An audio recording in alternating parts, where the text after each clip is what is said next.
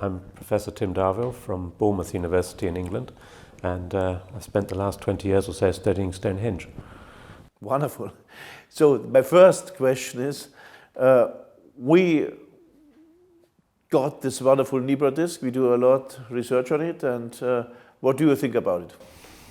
Well, the Nebra disc is one of those amazing archaeological objects that actually takes us into the mind of people in a way that many archaeological discoveries don't. We often think about the technology, we think about the production of artifacts, and yet the Nebra disc takes us into a world of people's imagination. It takes us into a world of the mind of prehistoric people. It starts to introduce us to the idea that people thought about their world in a much bigger way than simply stones or bronze or artifacts or pottery. And it's that object which allows us to think about the way Neolithic people and early Bronze Age people thought about their world. And in a sense, it allows us to look out through their eyes, just for a second, to see something going on. Thank you very much. And you worked 20 years on Stonehenge, and existing models, Mike Parker Pearson and the colleagues had really strict models since more than 10 years. What is your idea about Stonehenge? Well, I think Stonehenge is one of those sites that's attracted so many interesting ideas over many, many years now. If we turn the clock back to the 18th century, people imagined it was a temple for the sun. They imagined it was a temple used by Druids. And then if we go forward into the 1960s, people were thinking about computers, and they imagined that Stonehenge was some sort of early computer for calculating eclipses and solstices and so on. And then we come up into the 1990s, and for example, Mike Parker Pearson is talking about the relationship between stones and ancestors, and the dead and the stones being something which is a memorialization of eternity in a sense. Well, those ideas are very nice too, and of course each of these that I've just mentioned comes out of the generation that's thinking about them. And in the 1990s we thought about stone and we thought about the dead, and the two seem to go together. And yet when you see a monument like Stonehenge, the first thing that comes to mind is that this is an incredibly complicated structure. There are a lot of things going on. It's as if you're standing in front of one of the great medieval cathedrals and you realise this is a place where a lot of things happened for different people for different reasons. And so the very idea that there is one explanation for a site like Stonehenge, I think, is a bad starting place. What we need to think about is, what is Stonehenge in terms of its structure? What is Stonehenge in terms of the objects which are moving about within it? How do people actually engage with the spaces that are created by the archaeological evidence that we see? And once we start to ask those kind of questions, we build up a much more detailed picture of what's happening there. And at certain times, it's a very busy place. At certain times, it's probably a very quiet place. And for us, when we started working at Stonehenge, we came to realize that there were, in a sense, two elements to it. One is a structure, it's a framework, it's an architecture which provides the means by which people use the site. And that's represented first by the trilithons, and then around it by the ring of sarsen stones which have the lintels over the top. Now those are there from an early stage in the stone monument. There are other things happening on the site before that's built, but this is the first big stone monument in the centre of the structure. And once that architecture is put in place, we see a frenetic activity going on inside it and around it, which involves bringing in other kinds of stones, quite different kinds of stones, which, as it happens, are brought from something in excess of 200 kilometres away. And those stones provide the tools, if you like, for people to use the monument, to do things. And it's those stones which we believe link the activities of the people and the thinking of the people who use Stonehenge with their gods, with their other worlds, with their deities, and perhaps with spiritual and emotional attachments to places which go far beyond the objects themselves. Wonderful, this comparison with the cathedral, because everybody will say this is a church, but if you are in an Italian cathedral, it's the shortest way from the marketplace to the home, and the women go with the bags and they discussed about their haircuts, and and in another corner of the cathedral a priest gave a mass, so everything happened there.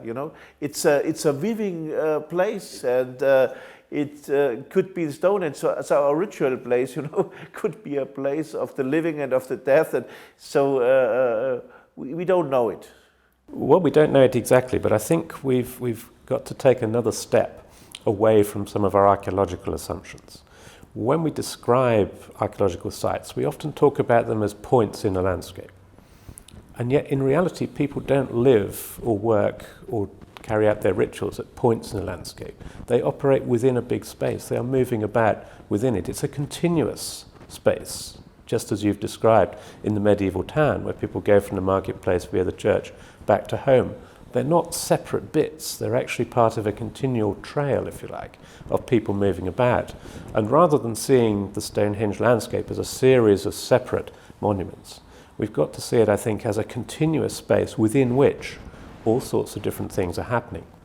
Now, we've come to understand, for example, that along the side of the River Avon, to the east of Stonehenge, there is a whole line of occupation. Some of it is sealed underneath or next to very complicated monuments which date or post-date the settlements themselves. But along that ridge, there is living sites, there are settlement sites, domestic places. They may not have been occupied all the time. Some of them may have been occupied periodically. Some of them may be permanent. We don't know. Those are things that have got to be explored. But we do know there's a lot of occupation. In amongst it are small shrines. In amongst it are special places where people deposited things in pits in a most curious way to us, but no doubt of great impact to them. And they moved from there, perhaps along the river, perhaps along the other valleys, perhaps along the ridges that lead towards Stonehenge, in a structured way sometimes, but probably in a very unstructured way at other times. And it's the, if you like, the seasonality of the year. It's the way in which at certain times of the year the church, for example, in medieval times becomes important. At other times it's less so. So it's this interplay between people's lives and the monuments and the things that they're doing, which is actually what brings a place like Stonehenge to life. It's a fascinating landscape because it's absolutely full of monuments. Is this the reason because Stonehenge is there and it's a holy landscape? Or is the reason that Stonehenge is there that this is a fruitable, important center? What is the reason? What's the reason? Yeah. What's the reason for this landscape? Well, I think Stonehenge is where it is because that particular place was special to people for a long way back in time. We have post holes dating back to 8000 BC in this landscape. We have, from our own excavations, pieces of charcoal and remains which take us back into the hunter-gatherer period as well. So this was already somewhere where people were visiting. Now, what they made of it, how they regarded it, is another question and builds upon that. But the fact that we have some monuments constructed by hunter-gatherers in a cleared area way before farming took hold in southern Britain suggests that something was already distinguishing this place in the landscape as a little bit important. Now, as it happens, it's on a very convenient communications route from the south coast. It's alongside the River Avon, and there are linkages through ridgeways and routeways into many other parts of southern Britain. So it's a very interesting place so far as communications go. It's easy to get to from all sorts of places and indeed from the continent. So it has, I think, a number of things going for it. It was special even before the Neolithic. It is very easy to get to during the Neolithic and in later times. And therefore we have a landscape which becomes important and then becomes significant and then becomes popular. And this, as it were, change through time is, I think, quite important to understanding Stonehenge, so that in its final phase, or final use of the landscape as we see it archaeologically, we have an awful lot, several thousand, burial monuments, if you like, encircling the monument, almost looking down into this special place, reflecting back. And it's almost as if people wanted to be attached to Stonehenge for eternity. Now, people often say to me, when did Stonehenge begin and when did it end? And I would say to them, well, as we see it, it began in prehistory, but it's never ended. It's still going on. People were using it through prehistoric times. They were certainly using it in Roman times. They were certainly there during Saxon and medieval times. And in a way, Stonehenge has become a more powerful monument now than it has been for many centuries.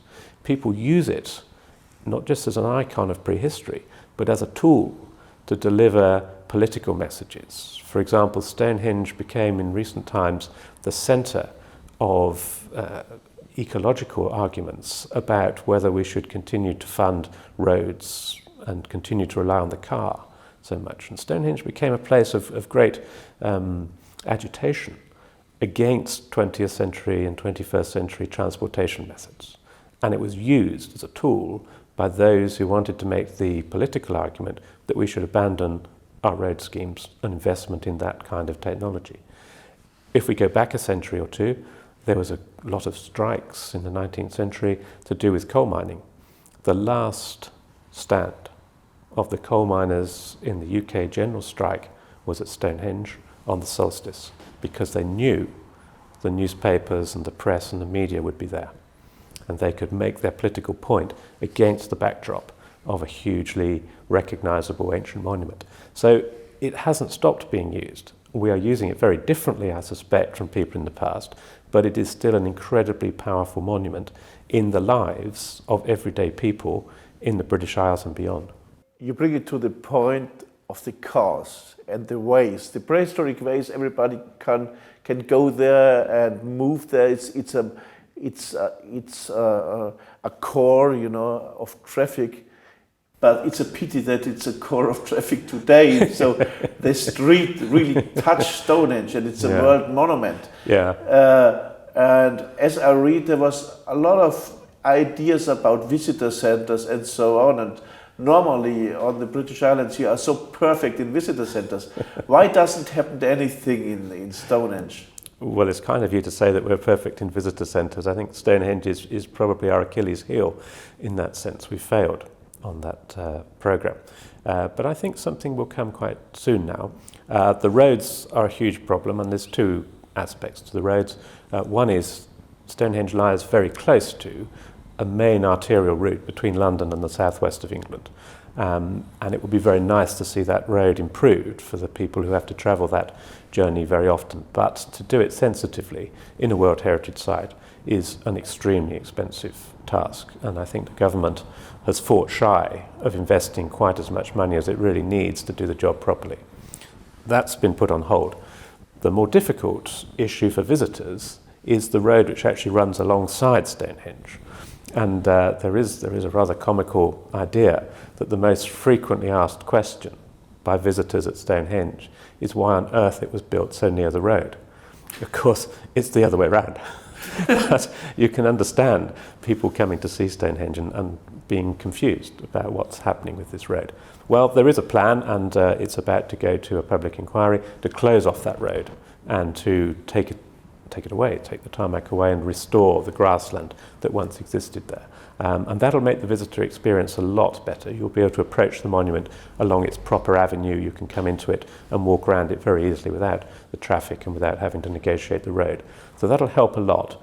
The other problem is that the visitor centre next to Stonehenge as it currently exists is wholly inadequate for the number of visitors who go there. Around about 1 million visitors a year go to Stonehenge, and they're often concentrated in very short periods.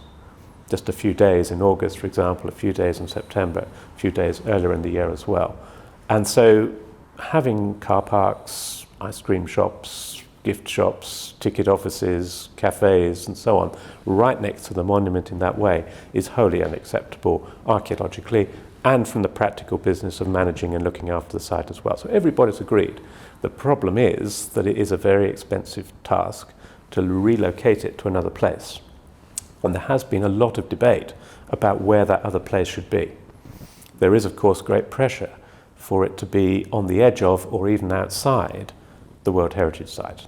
And there's a lot of sympathy for that view, and the site which has now been selected, and which is the place where the visitor centre will be built, is right on the very edge. Literally the boundary of the World Heritage Site runs through the site which is going to be used as the new visitor centre. And already there are architectural designs for it, the road engineering work has been done, and the money is beginning to be assembled now to do that. And it was very good news just about 10 days ago that the Heritage Lottery Fund in Britain, which is funded from our lottery, which people do on a Saturday usually, has contributed £10 million to start that programme running.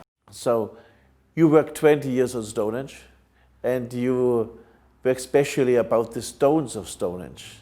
So can you tell us your results? Well, the stones which most interest us in our researches over the last few years are what are known as the blue stones.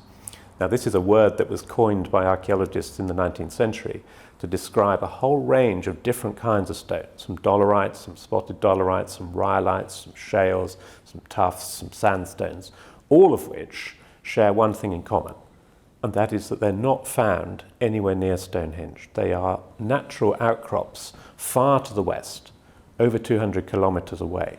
And that makes Stonehenge absolutely unique in the British Isles, and I think probably in Europe too, that people have taken the trouble to move, in this case, around 80-odd stones, 200 kilometres at the minimum, from their source area to Stonehenge, and then to set them up. Now, the point at Stonehenge is that they are constantly moved about. Quite when they arrived there is a matter which research is currently looking at. Mike Parker-Pearson favours an idea that they are there from around about 3000 BC onwards. And it's a very seductive idea. The only snag is there's absolutely no evidence to support it. The earliest evidence we have for the stones, blue stones at Stonehenge, is around about 2600 BC. And that'd be nice to think they're there beforehand, but there's a job to do to establish that fact. We do know, though, that once we have them from 2600, they are moved about twice, perhaps 3 times, inside the structure formed by the Sarsen stone monument. Each time they're moved, they appear to be set up in 2 concentric arrangements. At first it's 2 concentric rings, later it's a ring and an oval, lastly it's a ring and a horseshoe. And when they're moved, many of the stones are broken up. We have, for example, particular geological types of stone from our excavations, both the work that I did in 2008 and other excavations in the 1970s and during the 1950s, which include types of stone which are not represented at the moment by pillars inside the stone circle. So there were more varieties of stone there than we currently see represented. And that's something, again, which researchers got to address and think about what that means. But these stones don't just stand there. Firstly, they're moved about, as I've described, but secondly, they are frequently broken up into blocks, and those blocks are used for things. One of the uses that occurs with them is the manufacture of axes. And we have, for example, roughouts of axes in our assemblage. Another kind of object which is made is a disc. There are a number of these, about 10, which are known. Now, these are very interesting. They're made out of this stone? They're made out of this stone. So the stone itself is holy? The stone itself is, if you like, it's very holy, and it's part of the things, or it relates to the things which are going on within Stonehenge. And it's not a passive process. This involves people breaking up the rock and using it. We have literally hundreds of flakes. We have roughouts. We have semi-finished artifacts. And we suspect people are taking bits away. And what about the idea that these blue stones are first at the River Avon? Well, it's again a very seductive idea. But at the moment, there are no pieces of bluestone, as I understand it, from the excavations of that site. They may have stood there, but we don't have evidence. At the end of the cursus, they find chippings or something like this, you know? Well, at the end of the cursus, there are some chippings too. Unfortunately, most of the stones which were thought at one time to be blue stones from the end of the cursus actually come from a 20th century military railway line which ran across there, and that's foiled archaeologists for the last 30-odd years. People keep finding bits of interesting stone there, and we know where they came from. There is a few pieces of original prehistoric types of blue stones from that area too, but in fact they occur right across the landscape. And I don't believe it's a concentration. I think it's a concentration of archaeological activity to find them. But where, for example, Julian Richards did a general survey across the Stonehenge landscape, he showed that there was no greater concentration there than in other places. And he found important collections in other places in the landscape too. So the idea that there was once a stone circle of blue stones towards the western end of the cursus is again an attractive idea, but one that is completely lacking in archaeological evidence. And so I think we have to retreat, as it were, to what we actually have evidence for, which is the movement of stones within Stonehenge, them being broken up, and pieces being taken away and distributed in the landscape around Stonehenge, sometimes with burials, sometimes in pits, sometimes in other situations, and indeed further afield too. We've got these stones, we find them perhaps 20 or 30 kilometres away as well. Now the really important question to my mind is not, in a sense, what happened to them at Stonehenge, because we can document that, but what these stones meant to the people who took the trouble to move them all that distance. This is my next question, you know. I think we always talk about Stonehenge, but what about the sources of the stones? What happened at the quarries? What happened at the point the people break it? Why does they transport 80 tons heavy weighting stones 200 kilometers? Yeah, exactly. The answer isn't the sense at Stonehenge. The answer lies where those stones originally came from, in the Preseli Hills of Wales. Can you describe these hills? Yeah, the hills are really very impressive. They're not high mountains. They reach about 1,000 feet. It comprises a long central ridge, which for the most part is a very hard kind of doleritic rock, some of which has spots and some of which doesn't. The highest area and about 3 other places nearby have these spots, which are very distinctive. Around this ridge are a series of other kinds of rock. Some of them are sedimentary and they're not used by prehistoric people, but some of them are metamorphic and some of them are other kinds of igneous rocks, and they are used by prehistoric people. Now, the distribution of those outcrops is also the subject of recent research, and we've been doing a lot of work down there. We've now systematically walked the whole of this central ridge and the peripheral areas, and have located a series of outcrops which provide sources. Found the quarries? Do you found the places where the stones come from? We found some of the quarries, and we know quite a lot of the places where they come from. We also have the hammer stones from their original working, and we have also quarries there for stones which we haven't yet found at Stonehenge. So we have stones at Stonehenge that are not yet recognised as pillars, and we've got quarries in the Preselis which are providing a kind of stone that we haven't yet found at Stonehenge. So the situation is incredibly complicated and very fluid. But what is really important is, in a sense, what this stone means. The scientists in me just say, well, okay, we can say what kind of stone it is, we can describe its colour and its texture and its chemistry, and we can say that this rock comes from that outcrop. But prehistoric people didn't approach the world in that sort of way. In the prehistoric mind, the world is, as it were, all linked together. And those stones meant something to those people. And our job is really to try and tease that out of the evidence that we've got. We believe that the association between stones in Wales and springs and wells, which are regarded as being really rather important, is the key to it. And the importance lies in the fact that people still now, and certainly in ancient times, regarded those springs as having healing properties. The water from them was used to cure ailments. It was used to, as it were, make well again. The water from the Preseli Hills. The water from the Preseli Hills. And that still goes on. You can actually meet people up in the hills doing it now. And they have little pools at the springs, and they go to these places to take the water. And how it's related to Stonehenge and to the stones? Well, this is where the stones come from. And we have, at some of the springs below these rock sources, we have prehistoric rock art, we have cemeteries, we have standing stones, we have stone circles, we have all the components that we find at Stonehenge, also in the Preselis. We have the sources, we have the springs, and we have the tradition that the stone and the source of water is the holy well, the healing place. Now, as it happens, we have exactly the same tradition recorded about Stonehenge from the very earliest times that historical records refer to Stonehenge. The first time Stonehenge is referred to in a literature is in the 12th century AD, and that is exactly what they say Stonehenge is used for. Now that literature becomes lost during the Reformation period in Britain and reappears again in the 18th century.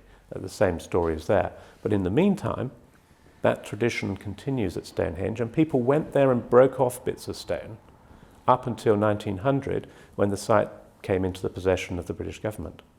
And they stopped it at that time. But up until then, you could in fact hire a hammer in the local village to go and break a piece off. So we have this very deeply embedded tradition. There are actually pictures of people doing this in the 18th century, for example. It's a very strong tradition which exists both at Stonehenge and at the source area. And what about the stones of the Preseli Hills? Are they all the same stones? What about the concept in Stonehenge? As I hear, you can prove that there's a connection between really the sources and Stonehenge and how they erected the stones. Yes, you're absolutely right. The geology of the Preseli Hills is complicated. In the middle there is this doleritic ridge. Around the outside there are other kinds of metamorphic and igneous rocks. At Stonehenge, the central setting of stones in the phase that we can see today is an oval which has been modified to become a horseshoe. Now, there are earlier phases, as I've mentioned, but we don't have enough information about those to be certain. But in the latest configuration of stones, all of those stones are spotted dolerites. That's been established by the Open University team who sampled them all. And at the Preseli Hills, the central area is dominated by spotted dolerites. In the Preseli Hills, the area round about includes shales, rhyolites, tuffs, and various kinds of fine-grained sandstone. At Stonehenge, around the outside of the central setting, we also have rhyolites, tuffs, shales, various kinds of sandstones and so on. So the monument on Salisbury Plain is, in very real sense, a microcosm of a landscape which is over 200 kilometres away. That is phenomenal, I think, Absolutely. In prehistoric terms. But in a way, it comes back to your Nibra disc, because in one bronze disc with gold ornamentation, you have a representation of a cosmology. In one monument, we have a representation of another landscape, which itself might be a cosmology too. The problem is we archaeologists always try to go into the mind of the prehistoric people, but we are modern people. We had absolutely no idea, about the feeling, about people who live in mythological worlds. We don't know anything about it, but we try to reconstruct it. This is the only way. So, what do you think about the importance of? I think you bring us a step more in the right direction. What do you think about the importance of stone for the prehistoric people? Yeah, we've got a job to do as archaeologists to get into the mind of prehistoric people, but we can't talk to them in the way that sometimes you can for anthropologists, for example. Well, what we have to do is look for patterns. We have to look for regularities in the way that people have done things and treated things. And we have to step outside of our own world, as you rightly say, before we can even begin that process. So the idea that there is stone and that there is wood and that they are fundamentally different categories that we can use to approach the world suits us very well and suits our 20th and 21st century mindset very well. But before we can even think about that for prehistory, we've got to ask ourselves, the problem is we archaeologists think in those terms? Always try to go into the mind of the... Because we find that many monuments, many structures, many buildings, many artifacts are reproduced in wood and identically in stone. They overlap. And you can find, as it were, stone which looks like wood and wood that looks like stone and so on. That might be a continuum, as a hypothesis, in the mind of prehistoric people, rather than a set of separate categories. Now, in thinking about our stones for Stonehenge, I think we've got to pursue that same sort of argument. We've got to think, well, what are the categories that people might have used? Is stone and water connected? Does the stone become representational of other things? And are other things, as it were, representational of the powers of those stones? So we end up with quite a complicated network of relationships that we've got to explore.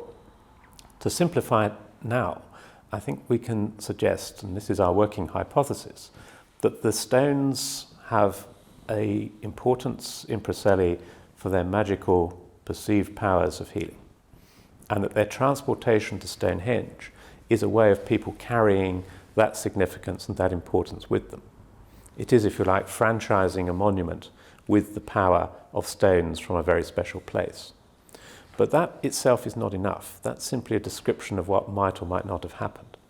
I think the important thing is that the stones themselves then become active participants in the way that people used Stonehenge. They broke them up. They made things from them. They carried them off.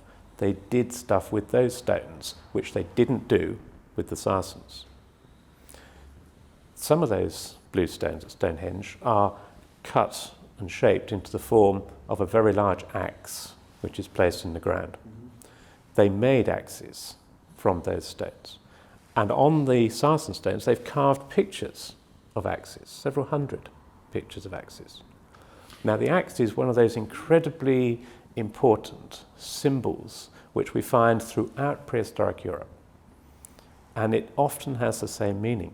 It is a guardian, it is a lifesaver, and it is something which intercedes life and death. It is a token, if you like, of warding off evil spirits. And sometimes we find these little miniature axes which are worn as pendants, for example. In the early Bronze Age, we have axe-shaped pendants in stone, in shales, sometimes even in gold. And these things are incredibly powerful symbols. So the fact that our blue stones are related to axe production, to the use of axes, to axe symbolism, I think gives us a very clear clue that when we're thinking about these stones as having magical powers, what we're thinking about is the power of life and death. And that is all about prehistoric medicine. I read a report about people in New Guinea traveling through the landscape more than 150 kilometers to get stone for the axes, to go to the quarries. They go to the region of enemies, but they are obviously stones in front of the house. Yeah. But they made this way because they believe that the bones of the ancestors there in those hills are transformed into stone, and they wanted to make the axes out from the stone. Yes. So it could be really a complex mind behind it, and we don't know it. And I think the best thing is to look for the patterns. And now my last question, what about the people? Does the people of Wales, the prehistoric people of Wales, of the Preseli Hills, are only the men who bring the stones? Or does they also be connected with Stonehenge? Does some of them are related there? Does some of them live there? How can I think about the concept? Yeah, well, the relationship between the communities of the Preselis and the communities of Salisbury Plain is something which needs a great deal more work. We've got to explore their settlements in both places. We've got to explore their material culture a great deal more in both places. But what we can say already is that from the end of the 4th millennium through the 3rd millennium BC, the sorts of pottery which were being used in those two areas is very similar. We need to examine it in more detail to see how similar, but certainly there are great similarities. There is the movement of stones, which we've talked about. There is some evidence from excavations, for example, of the Boscombe Bowmen, that they may too have moved along this similar sort of line. And the Stonehenge Riverside project has said some things already about cattle, which they've recovered from Darrington Walls, which might also originate in West Wales. So all of those are nice, interesting strands which connect the two areas together. I think we've also got to just realise that it's a long way when we talk about 220 kilometres, but geographically it has a coherence. The west of England, the southwest of England, the southern part of Wales has a certain geographical coherence to its river patterns, to its transport systems and so on. So they could in fact quite easily lie at opposite ends of a single territory occupied by, if you like, a single people in prehistoric times. That's not beyond the realms of possibility at all. And there is some support for that because as you move eastwards from Stonehenge, away from the Preseli Hills, the material culture represented in these same periods is quite different and is sufficiently distinctive that many people draw, if you like, a boundary, a very rough boundary in prehistoric communities pretty much along the line of the River Avon. And that is actually a boundary which holds right down into early historic times. You believe that the stones are transported by ships, but this must be enormous. How can they transport the stones? It's impossible to bring them over the land, so it must be happened on ships. My colleague Jeff Wainwright, who works with me on our work on Stonehenge, once described that as a blue-collar problem. It's a mechanical problem. We don't know, is the simple answer, exactly how they were transported. But quite important is to recognise that the blue stones, when we look at Stonehenge, are the small ones. The very large stones, which weigh up to 40 tonnes, are sarsens, and they are relatively local to Stonehenge. The ones that were brought from the Preseli Hills, the biggest is about 4 tonnes. Now, even that's quite a substantial stone to have to move. People have done experiments using rafts, using canoes bound together, and all that works perfectly okay. You can run them along on rollers if you wish. That seems to work okay. There's a lot of people who have made very ingenious devices, all of which look impressive, but probably not the sort of thing that prehistoric engineers might have come up with. But if you look at situations elsewhere in the world, especially amongst agricultural communities, the way that they move blocks of stone of that sort of size is simply to get a lot of people, pick them up and carry them. And if you have some long rails underneath the stones and can get perhaps 40 or 50 people onto one, a stone like that can be carried. Now, it's a long job, and of course the achievement of Stonehenge is that 80 odd, or maybe more, of those stones were brought more than 200 kilometres. That is a big job. But the movement of each individual stone is probably not such a large task that it couldn't be accomplished by a group of perhaps between 40 and 60 people. So thank you very much. Wonderful interview.